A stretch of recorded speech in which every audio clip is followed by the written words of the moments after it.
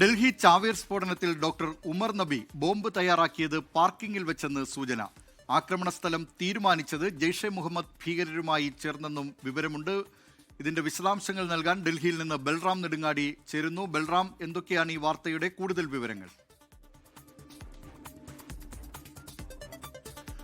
ദിലീപ് കുമാർ, ഈ സ്ഫോടന ദിവസം രാവിലെ 8:03 ബദർപൂർ അതിർത്തി ഈ ഡോക്ടർ ഉമർ അലി മുറിച്ച് കടന്നത് മുതൽ ഈ സ്ഫോടനം നടന്ന ഇടം വരെയുള്ള 1000-ലേറെ CCTV ക്യാമറ ദൃശ്യങ്ങൾ അന്വേഷണ സംഘം ഇതിനകം തന്നെ പരിശോധിച്ചിട്ടുണ്ട്. ഇതിൽ നിന്നും ഇയാൾ ഈ യാത്ര ചെയ്യുന്ന ഘട്ടത്തിൽ ഫോണിൽ ആരോടോ സംസാരിച്ചിരുന്നു എന്ന് കണ്ടെത്തി. ഇത് ജെയ്ഷെ സംഘവുമായാണ് എന്ന നിഗമനത്തിലാണ് അന്വേഷണ സംഘം എത്തിയിരിക്കുന്നത്.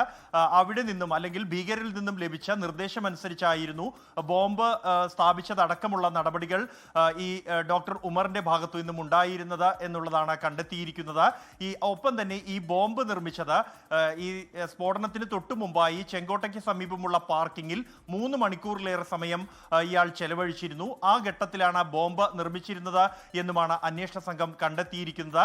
ഈ ചാവേർ ആക്രമണം നടത്തേണ്ടത് ഒരു പ്രതീകാത്മകമായ സ്ഥലത്ത് വേണം എന്നുള്ള നിർദ്ദേശമാണ് ഉമറിന് ലഭിച്ചിരുന്നത് എന്നാണ് ഈ കൂട്ടാളികളെ ചോദ്യം ചെയ്തതിൽ നിന്നും അന്വേഷണ സംഘം കണ്ടെത്തിയിരിക്കുന്നത്.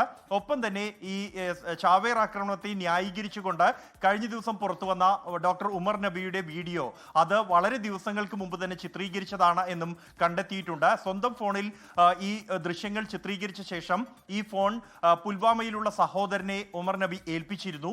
എന്നാൽ ഈ വൈറ്റ് കോളർ സംഘം പിടിയിലായതിന് പിന്നാലെ ഫോൺ സഹോദരൻ ഒരു സമീപത്തുള്ള ഒരു തടാകത്തിൽ ഉപേക്ഷിക്കുകയായിരുന്നു. ഈ ഫോണാണ് ജമ്മു കശ്മീർ പോലീസ് കണ്ടെത്തി അത് NIA-ക്ക് കൈമാറുകയും NIA പുറത്തു വന്ന ദൃശ്യങ്ങൾ ഉൾപ്പെടെ 4 ദൃശ്യങ്ങൾ കണ്ടെടുക്കുകയും ചെയ്തിരിക്കുന്നത്. ലോകത്തെവിടെയായാലും ഏത് സമയത്തും 24 വാർത്തകളും ഓഗ്മെന്റഡ് റിയാലിറ്റി പാക്കേജുകളും എക്സ്പ്ലെയിനറുകളും വിശദമായി കാണാൻ ഞങ്ങളുടെ YouTube ചാനൽ നിങ്ങൾക്ക് സബ്സ്ക്രൈബ് ചെയ്യാം.